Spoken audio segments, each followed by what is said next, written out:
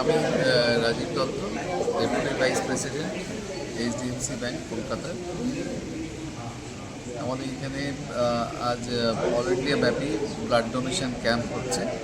এটা গত 19 বছর ধরে এই ক্যাম্পটা হচ্ছে, মানে অল ইন্ডিয়া বেসিসে বিভিন্ন অফস ব্রাঞ্চে এখানে ক্যাম্পগুলো হয়। আর this is the 17th blood donation camp in HDFC bank. এটা আমাদের একটা সিএসআর প্রজেক্টের মধ্যে পড়ে। আর সারা ভারতবর্ষে বিভিন্ন ব্রাঞ্চে আজকের দিনে ব্লাড ডোনেশন যৌথভাবে। কতজন দিচ্ছিল? আজকে এখানে মোটামুটি ধরুন এই পার্টিকুলার এই অনন্তমের ক্যাম্পে ধরুন 500 জন মতো হবে এক্সপেক্টেড ডোনার্স, 500-600।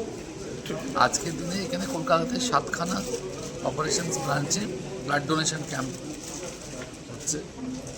বিভিন্ন জায়গা বিভিন্ন রকম ডোনেশন।